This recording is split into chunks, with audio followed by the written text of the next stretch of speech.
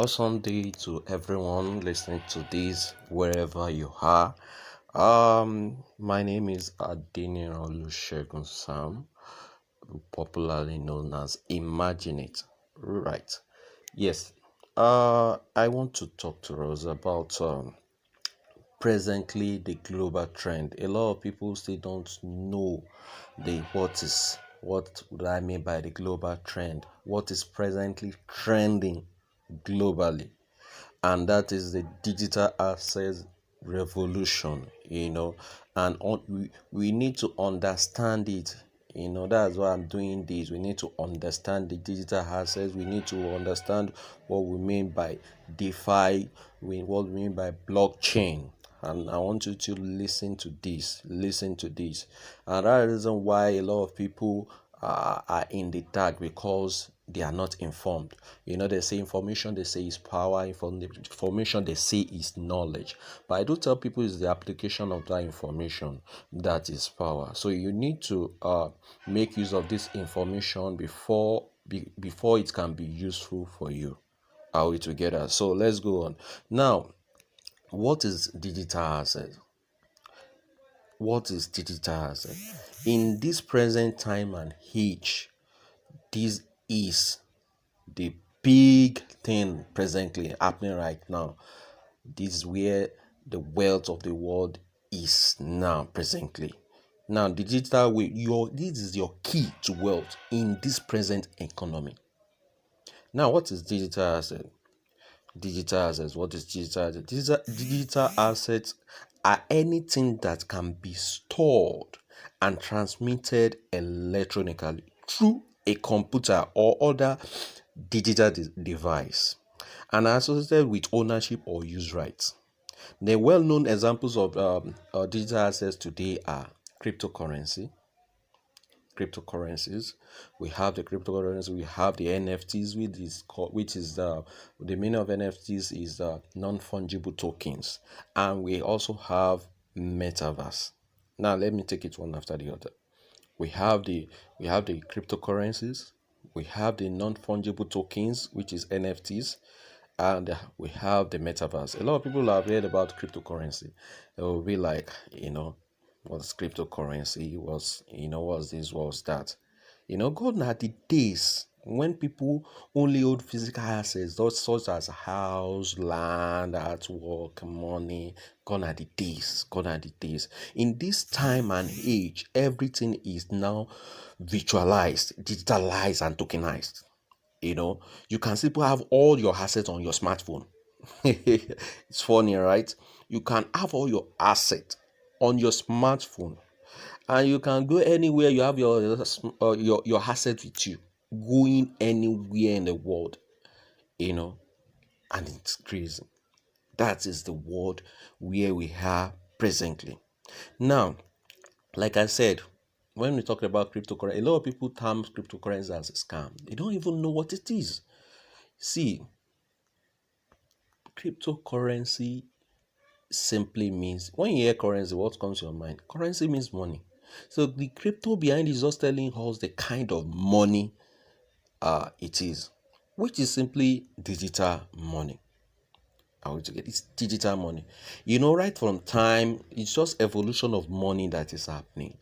Right from time we have to used to have trade by barter, in which money is, the power is on the people. It is trade by barter is completely decentralized, where you need shoe and you have clothes. You look for someone that need clothes that you get the shoe from, and you do the exchange. Everybody wins. It doesn't involve any third party. But money has evolved from all that, and it has evolved to cryptocurrency. Now, after trade by barter, we have uh, uh, uh, uh, we have cowries. From cowries, we start spending gold and silver, which is the coins. From then, we have fiat currency, which is our paper notes. And from then, we start using ATM, debit card, credit card, and today we are now at cryptocurrency. Now we arrive at cryptocurrency. Now, it is money as well. I don't want to be using too much grammar so that you'll be able to understand this. Cryptocurrency is also money. Are we together? Now, why? It is not controlled by any government. So it cannot be looted or affected by unsound economic policy or anything. Also, it is portable, safe, easy, and cheap to transfer with any third-party interference. It's like when we are during the time of trade by barter. No, as like I said before, it doesn't involve any third party. The same way cryptocurrency, it doesn't involve any third party. When you put your money in bank today, you want to withdraw, especially what is happening in Nigeria presently, you have to, you want to withdraw, you can't withdraw your money due to the policy or stuff. The banks will bring out policy that will affect your money. All these have been eliminated when using cryptocurrency. You can transfer your money from anywhere through cryptocurrency, from anywhere in the world to anywhere in the world within just few minutes or seconds, and it's gone and it's there. And the person, the other party will get the money, and that is it. So it's possible you have heard of Bitcoin. In fact, Bitcoin and over 21,000 other cryptocurrencies and tokens account for over 3 trillion daily business turnover worldwide. Throughout the whole world, you can see a lot of money is in this space we are talking about. Now, to keep cryptocurrency, you need wallet or digital bank, or exchanges like Binance, Wobi, and Coinbase and the other. Now, there is a difference between cryptocurrency wallet and an exchange. But a lot of people don't know. Now, what is cryptocurrency wallet? The wallet should sound familiar to us. Many people have wallet that they use and just put it in your pocket, going wherever you are. The same way cryptocurrency wallet stands. Are we together? Now, cryptocurrency wallet is a device, physical medium, program, or a service which store the public or private key for cryptocurrency transactions. Store cryptocurrency transactions. Now, in addition to these basic functions of storing the keys, a cryptocurrency wallet more often also offer functionality of encrypting and signing information. And like I said, I don't want to bore us with so much grammar. It's just a way. It's just where you store your cryptocurrency, and that is it. And it has what we call private keys or public key. And this key, it is, the private key it is personal to you. You must keep it safe. If you lose it, your money is gone.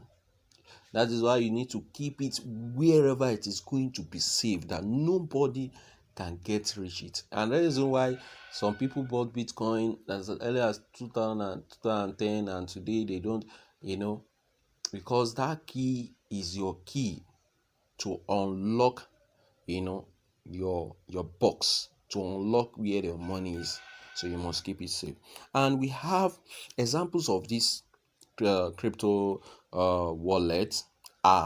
We have the Trust wallet, we have the Atomic wallet, we have the MetaMask, Exodus wallet, we have the Luno, and so on and so forth. Those are the wallets. And we also have crypto exchanges. Now, these crypto exchanges are digital asset exchanges. Can be also known as digital currency exchanges, and are platforms that allow crypto users. These are platforms that allow crypto users to trade cryptocurrency or digital currency for other assets, such as conventional fiat money or other digital currencies. Exchanges may accept credit card payments, wire transfer, peer-to-peer P2P, I mean P2P, and other forms of payment in exchange for digital currency or cryptocurrencies. These you can trade on it, you can keep your the basic is to trade. There are some with as we go on. I'm going to talk about trading. I'm going to talk all about how you can also make money on this in this space as well. So for people people also mistake cryptos exchanges for wallets.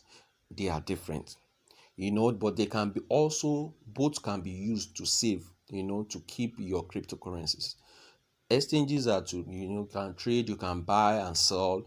Are you getting it? But the wallet is majorly to keep your cryptocurrencies, to keep it for long-term purpose. But when you talk about short-term purpose, you can keep it inside your exchange altogether. So that is it. And we have examples of all these exchanges. We have Binance, we have Wobi, we have Coinbase, we have KuCoin, a lot of them. But Binance, Wobi, those are the number one, two, three in the world presently, most secure presently. Those are the tested and the most secured digital bank around the world. All these are digital banks.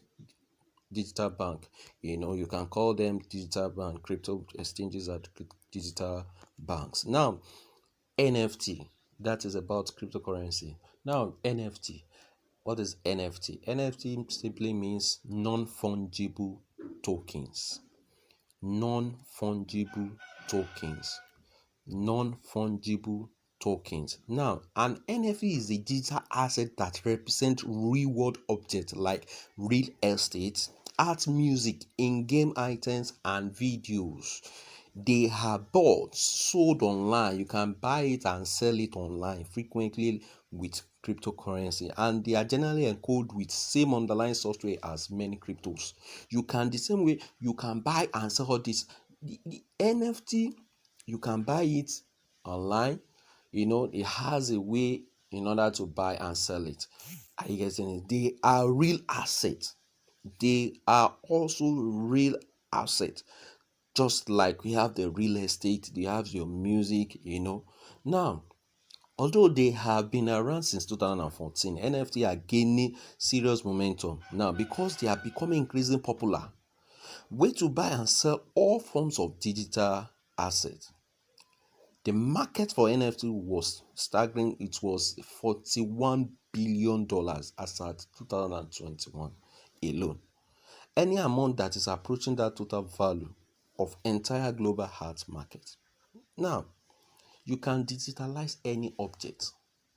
You can make song.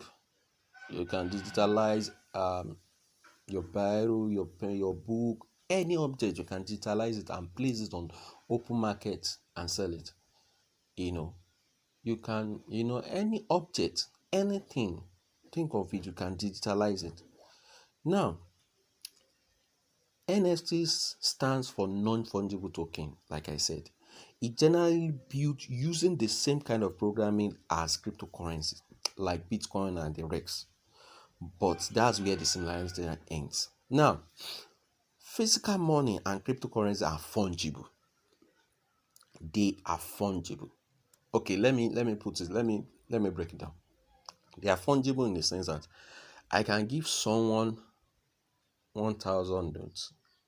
Maybe the person I just gave the person to help me to keep that note, and the note is neat, as in still neat. I gave the person to keep it for me, and the next day I need the money. I went to the person. Okay, give me the money I gave. I told you to keep yesterday, and the person returned the 1,000, but not the exact one that I gave him, because it is fungible. It's still the same, but not the exact one that I gave him. But you can't do that with NFT because it is non-fungible. Do you get it? It is non-fungible. Are you getting it? So that is it. So NFT are different. Are you getting it? So it can't you can't it that's why it is called non-fungible tokens, and it exists on blockchain. You can, you can buy and sell it. You can buy it, it can it will be placed on an open market. You can sell it on like open sea. Yeah, those are the marketplace where you can sell. We have Rarible, we have Super Rare, where you can sell your NFTs, and anywhere in the world can buy it from you. And that is it. We have more to hit, but I'm just trying to, give us a basic on all this. Now, apart from NFT, and people are making serious money on NFTs. So for you to know much better, I have some materials that I have together that you can read through and be able to understand deeply, and how you can make money through NFT, and have some project that I can recommend also. Now, there is another one, which is the third one that I talked about. I talked about the cryptocurrency, NFT, and the third one is the metaverse. Now, metaverse, the same way we have universe, we are in the universe. Also, we have the metaverse. Metaverse. Are you getting it? Metaverse stands as a digital world, where we are here is a physical world, which is the universe. So it refers to virtual world where land, buildings, avatar, and even names can be bought and sold, often using cryptocurrency. Are we together? So the same way, whatever you do in universe, also you do it also in the metaverse. The same way you go to school in here in universe, you go to school over there. The same way you go for meetings, go for party here. The same way you do that also on the metaverse. So, and you can become a real estate. Also, you can go into real estate also in the metaverse, where you have lands, because you can buy land, and the land on the metaverse is worth more than having a physical land. I'm telling you, because it will be placed on a world market, not like when you have a land here in Lagos. Someone can China cannot come here and say, except the person is here in Lagos. But when you have a metaverse land, you can sell it to someone in US. You can sell the land to someone and it increase exponentially. Let's say you buy a metaverse land at the rate of 1,000 now, $1,000 now. In the next 1 year, you can sell it at the rate of $50,000, $100,000, and that is metaverse for you, because it will be placed an open market where anybody from world, any part of the world can just can buy it, and that is metaverse. Now let's go further. What is blockchain? Blockchain. A blockchain is a distributed database that is shared among the nodes of a computer network. Blockchain is just like a database. It's just a database, not like it's a database. I was together. It's a ledger, but it's a transparent ledger. It's a transparent database. Nobody can alter it. It's so transparent and nobody can alter it. The same way it is here in Nigeria is the same way it is any part of the world. So it is transparent. Nobody can alter it. Are we together? So that is blockchain for you. Blockchain, let's say, assuming you just go to your bank now and you are seeing the transaction, how the money is coming in every account, and how it is going out, coming in, going out from one account to another. You are seeing everything, recording of transaction in real time. So that is blockchain for you. Record transaction in real time. Are we together? So that is it. Now, blockchain also, the database on blockchain are usually structured in data. Are structured in such a way, they are structured in blocks. It structure its own data into blocks, and they are strung together. This data structure inherent makes it irreversible, timeline of data when implemented. So once it has been implemented, nobody can alter it. All this, nobody can say I want to delete this part of the data of the database. I want to edit it. No, once it has been deployed, it can never be it can never be deleted. It can never be edited again. Are we together? It can never be deleted and it can never be edited. Once it has been deployed, it has been deployed. And that's the reason why a lot of projects like that, when they omit some things in the project, they will go and build another blockchain project again, because that one cannot be edited again. It can never be deleted. It can never be. That is how it's going to be for life, and that's blockchain for you. Now, how does blockchain works? The goal of blockchain is to allow digital information to be recorded and distributed, but not edited, like I said. In this way, blockchain is the foundation of immutable ledgers or record of transactions that cannot be altered, deleted, or destroyed. This is why blockchain are also known as a distributed ledger technology. And that is it. And we have two types of blockchain. We have the layer one, we have, it's more than, we have layer one, we have layer two, we have layer three. Layer one serves as a foundation. They serve as foundation in which other layers relied upon. They serve as a foundation in which other layers, without the foundation, a house cannot stand. And that is why the foundation is very, very important. So layer one serve as the foundation in which layer 2 relied upon, layer 3 relied upon. Now all these layer 1 are like we have the Bitcoin, the Ethereum, the Solana, Avalanche, we have the Hotron. Those are the layer 1 blockchain. And we have layer 2. Layer 2, they are the one that make use of layer 1. Without layer 1, there won't be layer 2. And in the market, we only have 163 layer 1 blockchain projects. 163, like I said in the beginning, we have over 21,000 cryptocurrencies. But out of these 21,000, only 163 are layer 1. And the rest are layer 2. So we have a lot of layer 2. And this because a layer 1 cannot, they can't build a layer 1 in just a week, a month, and you are done. It takes time to build a layer 1 blockchain project, more than a year to build it. But you can come on with a layer 2 because it's going to be built on the layer 1 structure. So you can come up with a layer 2 project in just a month. And that's why there are many out there. And that's why people fall a victim of all this, because if you see a layer 1 blockchain project, they always, they are few, and as they are few, if you can key in fast, I'm telling you, you'll be made for life. And this layer 1 are few in the market. They are few in.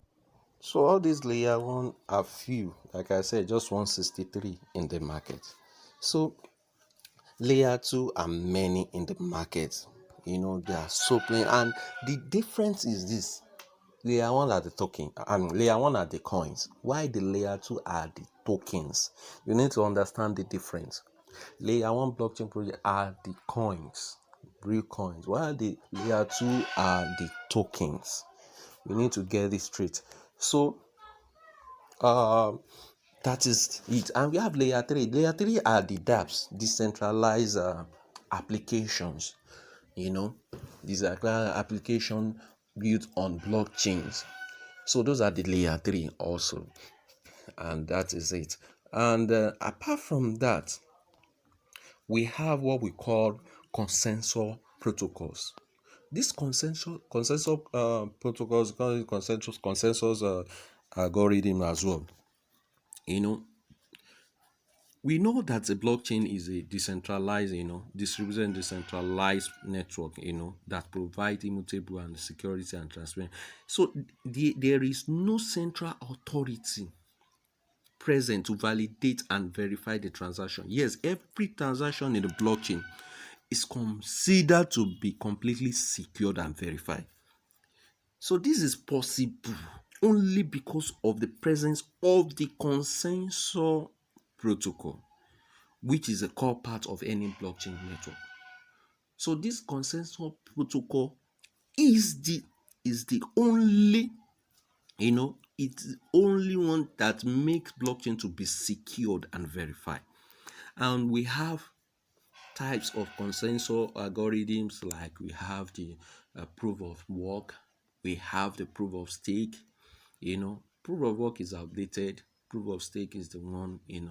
Proof of work is when we have the mining, where the miners are, solve a mathematical puzzle, and they are being rewarded for doing that altogether. So that is it. So now proof of work and proof of work is outdated. So this mathematical puzzle that I talked about requires a lot of computational power. It requires a mining rig, what we call mining rig, supercomputers, in order for all these in order to solve this mathematical puzzle. And it generates a lot of electricity. And the reason why in this part of the world you can't have it in this part of the world.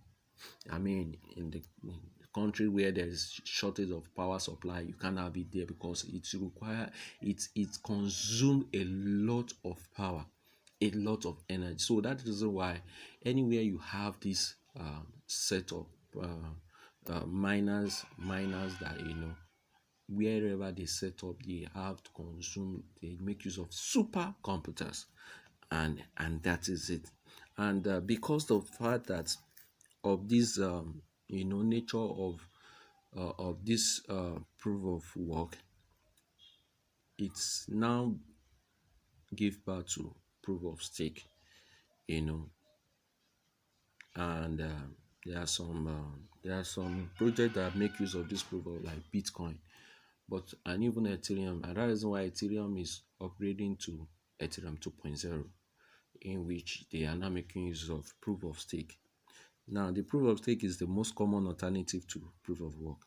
Ethereum has shifted also. That's why we have Ethereum 2.0 in 2.0. So in this type of consensus algorithm, in this type of consensus algorithm, instead of investing in expensive hardware or investing in all these supercomputers, validator is just validator that invest in the coin, in the project. They are the one that will just validate. They will just be validating. After all this validator will start validating the blocks rather, and get reward, in accordance with their stake. So I'm going to talk about staking. I'm still going to talk about the validators in my next video. Validators are the ones that validate the network, and they share what we call a network fee. If you're a validator on any blockchain project, you are made for life. A real blockchain project, a layer 1 blockchain project, you are made for life out there. So staking also is like, it's like putting your money in fixed deposit. So on this also, it's the same way. Staking is like, you are pledging your coin to use to verify transaction, and your coin will be locked for a certain period of time while you stake them. You get it? So that is it. So validator will validate the blocks and get reward. Instead of using proof of work, we need miners, you need to use supercomputers, all those expensive machine. Validators are coming. Different projects has their own validator. Phantom have over like 1,000 validators. It has a requirement. You must have a number of coins before you can become a validator. So once you become a validator, your coin will be locked for a certain period. You stake those coins, it will be locked for a certain period of time, because you are using it to provide liquidity to the coin, and you'll be getting a reward for that. So now we have other proof also. We have the proof of bond, we have the proof of capacity, we have the proof of lack. But the The one that is being used the most are the proof of work and presently is proof of stake. People are not making use of the proof of work again. Even those that make use of it are now upgrading to, like I said, Ethereum. It's upgrading to proof of stake.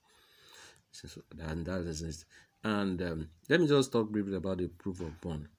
Now, instead of investing into expensive hardware like the proof of work, validator bond coins by sending them to an address where it can never be irretrievable. That can never, you can't retrieve it back. So they will burn it. They will send it to a dead address, an address that they can't retrieve it back again. And by so doing, by committing the coins to unreachable address, like I said, validator earn privilege to mine in the system on the system based on the random selection process. And that's it. And that's just it.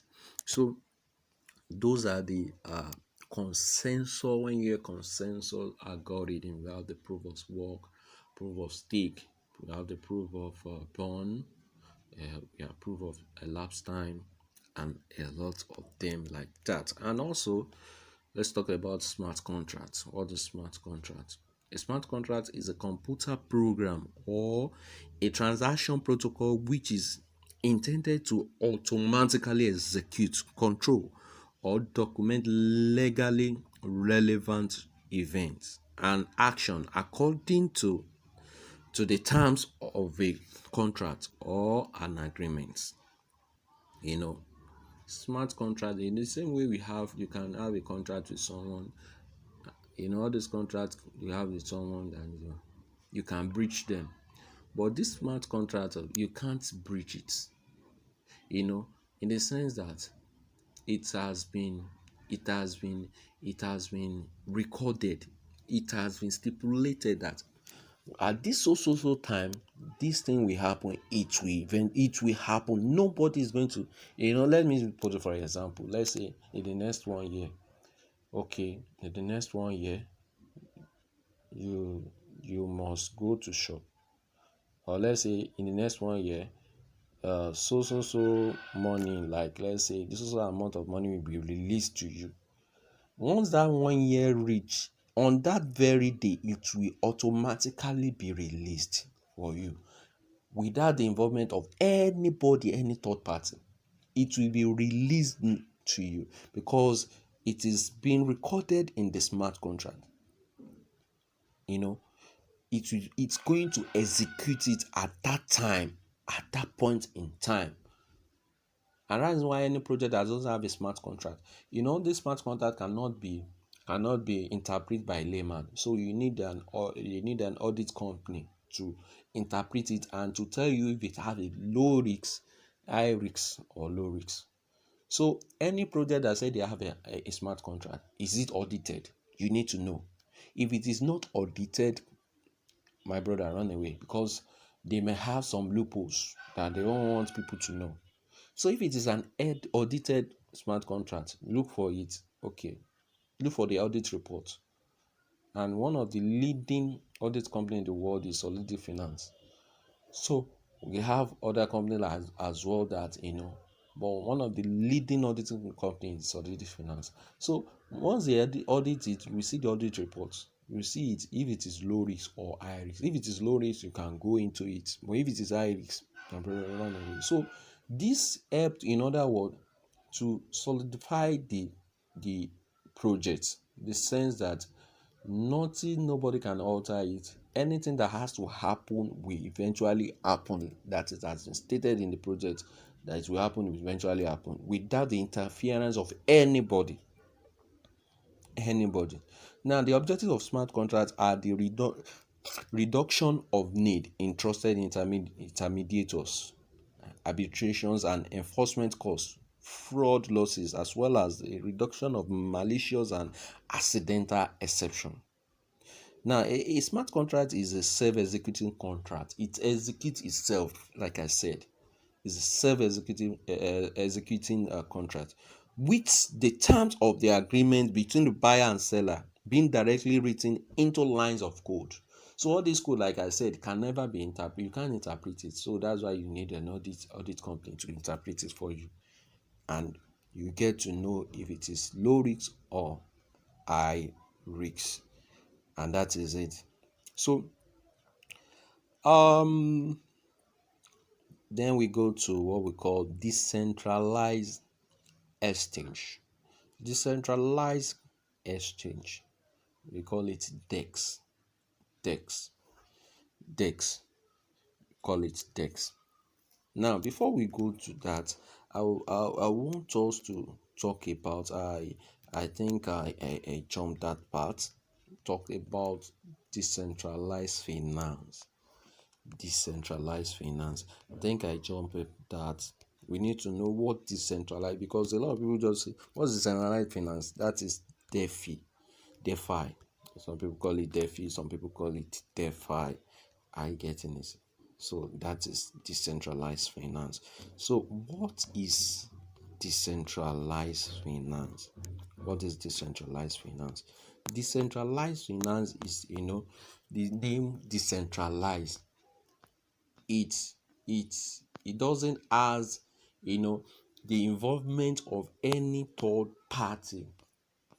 It is completely decentralized. The same way you have your banks. Your banks are centralized, they make use of centralized finance. It's centralized in the sense that it has an authority, it has people controlling it. But in decentralized finance, nobody is, it doesn't has the control of any third party. The same way everybody that is making use of the system and making use of it as an equal right. So, unlike your banks, they can come with our banks make use of all this centralized finance. The same way we have the services, decentralized service, financial services in the central, central finance, like the banks.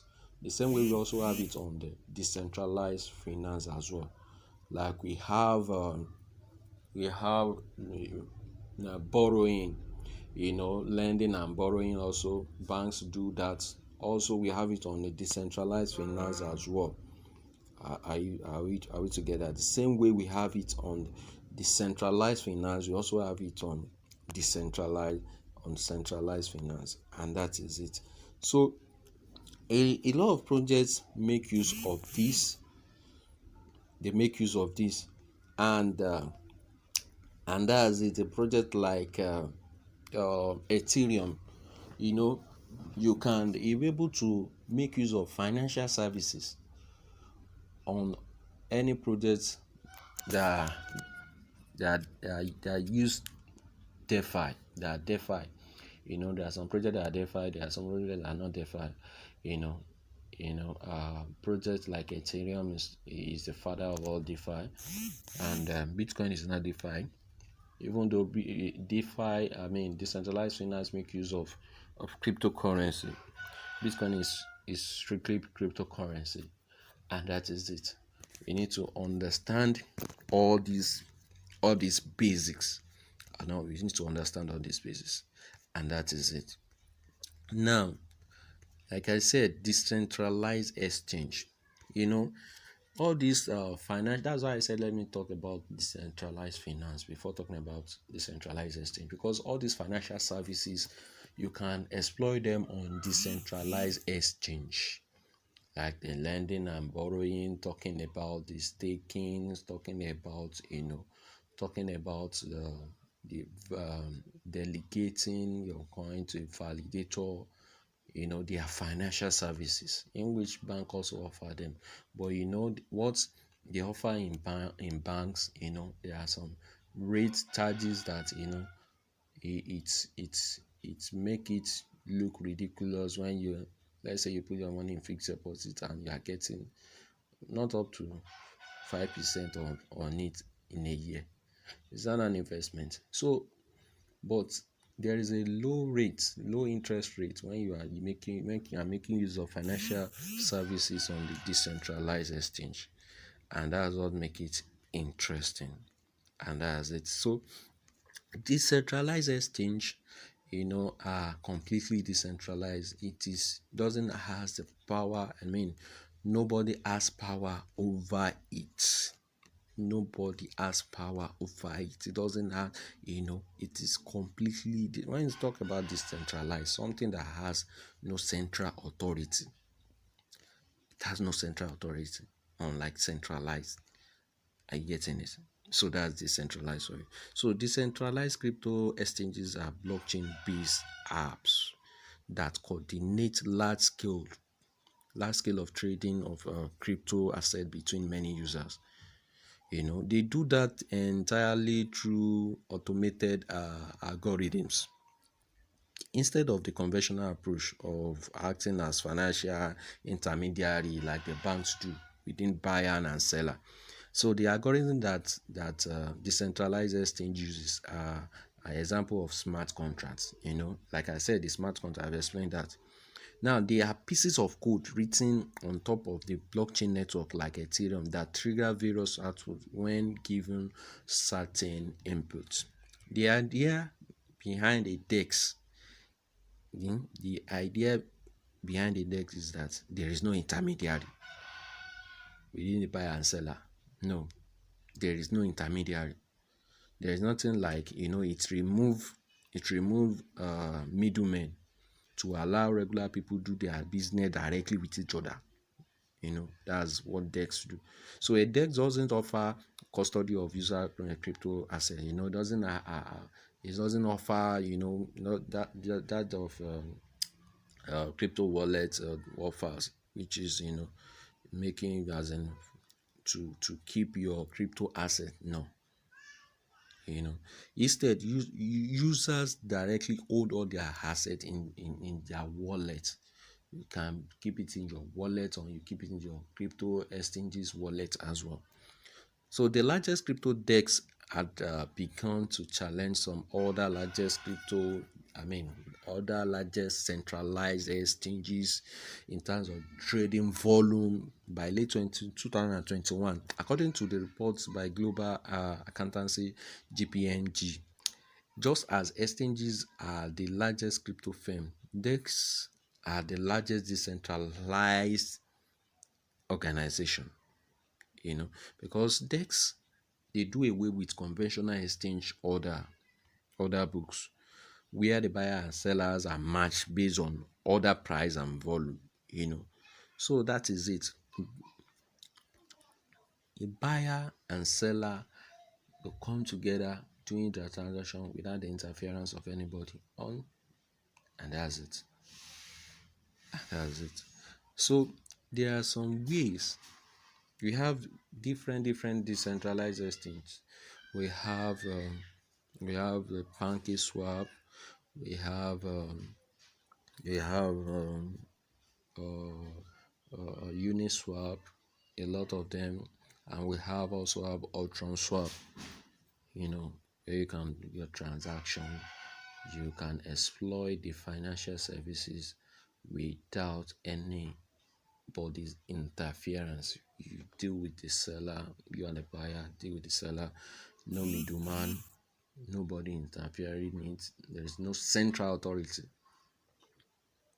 and everything play according to the smart contract.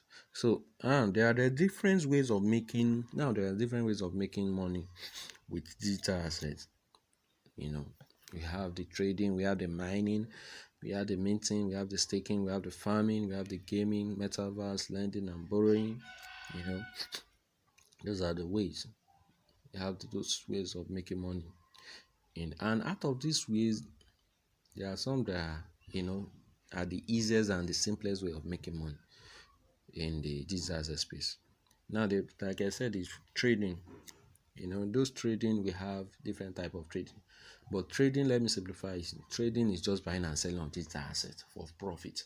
I buy it cheap, I sell it high. That's just simple meaning of trading. That's what people they will say that I'm trading, I'm a trader, I'm a trader, I'm a crypto trader. That's what they do. They buy asset, they sell it, buy it low, sell it high, or sell it and buy it. They sell it high, buy it low. So that's it. Just to make profits, and that's trading for you. We have different types of trading. I don't want to go deep because I don't want to get this, it's getting longer than I expected. Now we have different type of trading. I can give out my materials if you can read uh, the full details. We have spot trading, we have future trading. In order to go for this, you need to go and learn how to read charts. You need to be able to read charts, when to enter the market, when to buy and when to sell. You know how to study the charts. You cannot just buy any asset. You cannot just buy any coin. You know so I will not blame yourself. We have the spot trading, we have the futures. Spot trading, you can lose money on spot trading, but you can lose money on futures trading, because on future trading, it has some the technicality behind it. But spot trading, you are completely safe on it. Are you getting it? Because once the price goes down, it will eventually go on the upward trend. If it's on a downtrend, you buy. When it go up to upward trend, you sell. And if it is on downtrend, your money is safe, because eventually it will go uptrend as well. It will retrace, and that's it, and you make your money. So that's trading for you. Mining, like I said, through the proof of stake, where you need supercomputers. Those are the people that make use of them. Those are the real miners. They are the ones that make use of supercomputers, not people that the one we do on our phone. It's called cloud mining. It's called cloud mining. So people that are making the money are the ones that are making use of that supercomputers, and that is it. The one we make use of here on the phone. Those people that make use of the supercomputer, they are the one that make the money. You can make a lot of money, but it involves a lot of money to set it up as well. And you can't set it up in a country like in a country where there is no regular power supply, and so because it's consuming a lot of power, like I said before. Now we have staking. Like I said, staking and farming. Staking is one of the easiest way of making money, one of the simplest and easiest way of making money in the crypto space. And we also have the farming also, which is one of the simplest. Delegating also to a validator is also one of the simplest way. Staking is just like a fixed deposit. Put your money in fixed deposit, like I said the other time. you know Simple means staking is the art of locking cryptocurrencies to receive reward. That's simple meaning of staking. You lock your coin in order to receive reward. So you'll be locked for a certain period of time based on the agreement, and you'll be getting reward for locking it, and that's it. So just lock it and go and sleep. You doesn't need to be watching any chart or anything, no, and you'll be getting your reward, and that is it. Then farming also, I have the project that is giving this, and that I can recommend. I'm going to talk about it at the end of this presentation. Now, farming also is just the same way you plant your seed and it terminates the same way also, and you harvest it later, and that's it. Just plant it and you harvest later. So it's a process of using decentralized farming in finance, right? Rather, the DeFi, to maximize returns. So you users lend and borrow crypto on the DeFi platform. So these are the decentralized financial services that I'm talking about. You know, and earn cryptocurrency in return for the services. We have the gaming, where you play games to get, you play games. Gone are the days where you play games for nothing. You play games and you get reward, and that's it in digital asset space.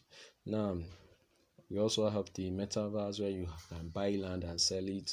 You can buy NFT and sell it on the high side, and those are the ways. And we have other ways as well in which you can make phenomenal wealth uh, through the online digital asset space. Now, like I said, the easiest way is the one of staking and farming and delegating to. But to wrap it up, because It's taking longer than expected. It will wrap it up. The key things you need to look out for before going into any project or program. What are the key things to look out for? Number one, is it a blockchain? You need to understand that. You need to listen to this very well. Is it a blockchain? Because many projects are there, it's not a blockchain project. You need to understand, is it a blockchain project? If the person says yes, now ask, is it decentralized? Is it decentralized? A lot of projects are there that have people that they are controlling it. It is centralized. Once they make the amount of money they want to make, they are gone. you know so that's it. You need to ask which is decentralized or centralized. Then the next question you need to ask is it a layer one blockchain project? Like I said, layer one are few in the market, while layer two are many in the market. There are over 19,000, over 20,000, while layer one are just 163 in the blockchain. And when there's a person say, okay, it is layer one, go to DeFi Llama. That's where you can verify a layer one blockchain project. Where you can verify, when you can, is there as a platform that enlists layer one blockchain project. You will see them there. If it is not there, my brother, it's not a layer one blockchain. So you run away from it. So that is it. It's a layer one blockchain project. Now, is it a smart contract based project? Does it have a smart contract?